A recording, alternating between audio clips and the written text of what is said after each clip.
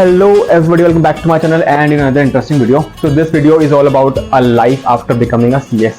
So आपको क्या लगता है CS कंप्लीट करने के बाद आपकी लाइफ में कौन से ड्रास्टिक चेंज आएंगे? क्या आपको लगता है कि आपके एग्जाम खत्म होते ही या फिर आपकी ट्रेनिंग खत्म होती है आपके घर के आगे एक लैम्बोर्गिनी खड़ी होगी कि भाई बंदे ने CS कर ली है, उसको लाइए, 4 लोग गाड़ी से बाहर निकलेंगे, गेट खोलेंगे, उसको गाड़ी में बैठाइए? ऐसा नहीं होता है ऐसा नहीं होने वाला है।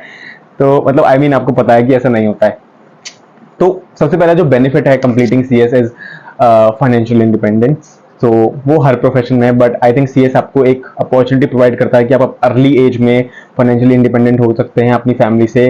कैसे आप एग्जीक्यूटिव के बाद भी अपनी ट्रेनिंग शुरू कर सकते हैं और उसके बाद आपको स्टाइपेंड मिलता है 10,000, 5,000, 15, 20, 25, 30, 35, 50, जितना भी आपको स्टाइपेंड मिलता है आप उससे अपना खर्चा खुद का निकाल सकते हैं। You don't have to ask your parents again and again कि मम्मी पापा मुझे ये वाले पैसे दे दो, मुझे ये खर्चा है, ये खर्चा है, वो खर्चा है। आप अपने एक्सपेंसेस निकाल सकते हैं। आपको पता है ये पैसे मेरे पास हैं 5,000 रुपये, 10,000 रुपये, ठीक है, मुझे पता है कि मुझे पूरे महीना इसी में ही सर्वाइव करना है, ठीक है, तो ये बेस्ट है भाई।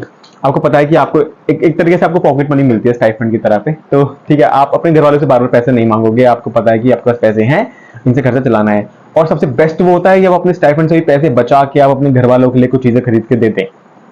फॉर एग्जाम्पल अपनी मम्मी के लिए आप कुछ लेके आए, सूट दिला दिया या फिर आपने कुछ भी दिला दिया अपनी मम्मी के लिए, ठीक है, और आपको मतलब इतना अच्छा लगेगा ना। मतलब I am telling you this from my own experience.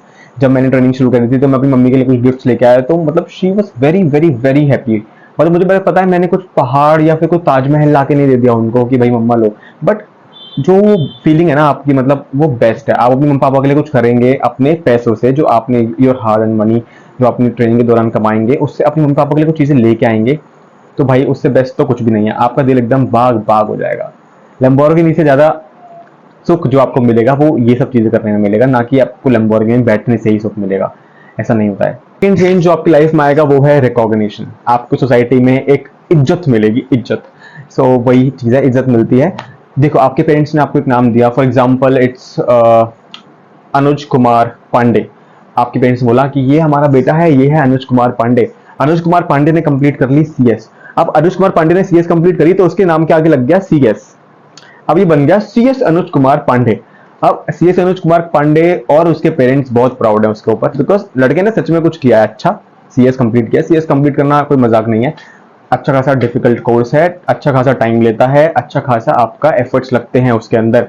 तो भाई CS अनुज कुमार पांडे बन गया, उसके पेरेंट्स बहुत प्राउड हैं, उसके पेरेंट्स प्राउड हैं, सोसाइटी में उसको एक रिकॉग्निशन मिली हुई है भैया, उसका एक रुतबा है कि हाँ भैया ये बंदा CS है, अच्छा खासा इसने मेहनत की है और he will do best in his life, आगे जाके बहुत अच्छा करने वाला है। तो भाई ये इससे बेस्ट कुछ भी नहीं है। सोसाइटी में रिकॉग्निशन मिल रही है, लोग आपको एडमायर करते हैं, आपको एक एक एग्जाम्पल देते हैं अपने बच्चों को कि उनके बेटे जैसा बनो, शर्मा जी के बेटे जैसा।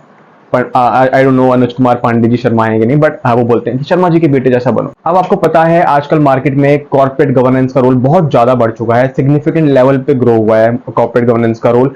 Everybody is acknowledging the fact अगर कंपनी में गुड कॉर्पोरेट गवर्नेंस प्रैक्टिसेस नहीं है तो वहां पे कोई भी इन्वेस्टर इन्वेस्ट करना नहीं चाहेगा। इन्वेस्टर को चाहिए transparency, disclosures of each and every material fact. जब कंपनी अपने मटेरियल फैक्ट्स को डिस्क्लोज करती है तो वो एक इन्वेस्टर कॉन्फिडेंस आता है इन्वेस्टर को अंदर कि हाँ भाई कंपनी मेरे पैसों को सही जगह पे यूज कर रही है। अब जहां जिस कंपनी में good corporate governance practices follow नहीं होती हैं, कोई भी इन्वेस्टर वहां पे पैसा इन्वेस्ट करना नहीं चाहेगा। जो करा हुआ होगा उसको भी निकाल लेगा पैसे को।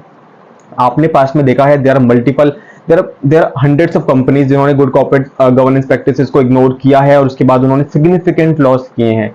सिग्निफिकेंट लॉस मतलब उन्होंने पता है कि भाई उन्होंने ये पेनल्टी लगा दी किसी भी रेगुलेटर ने, उसके बाद मार्केट का रिएक्शन बहुत गलत तरीके से आता है। उनको पता है कि भाई कंपनी के ऊपर पेनल्टी लग रही है, कंपनी कुछ तो झोल कर रही है, कंपनी तरीके से नहीं चल रही है।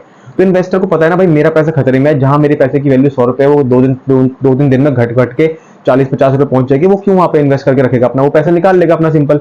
एवरीबडी इज एक्नॉलेजिंग, वो बेशक हमारे निर्मला सीतारमण जी हो जो हमारे फाइनेंस मिनिस्टर हैं, हमारे प्राइम मिनिस्टर हो नरेंद्र मोदी, उन्होंने अपनी स्पीच के अंदर बोला है कि company secretaries are required for good corporate governance and good corporate governance is required to attract investment. So अब आपको गुड कॉर्पोरेट गवर्नेंस प्रैक्टिसेस कौन देगा? वो देगा एक अच्छा कंपनी सेक्रेटरी आपकी कंपनी में होगा तो, ठीक है। So there will be a flood of opportunities, there will be multiple opportunities. So that's all for today's video. आप भी अपना experience मुझे share कर सकते हैं comment section में. I would love to read them. I would really love to read them. And अगर आपको वीडियो पसंद आया है तो do like share comment and subscribe to my channel for latest updates. See you in the next video, till then bye.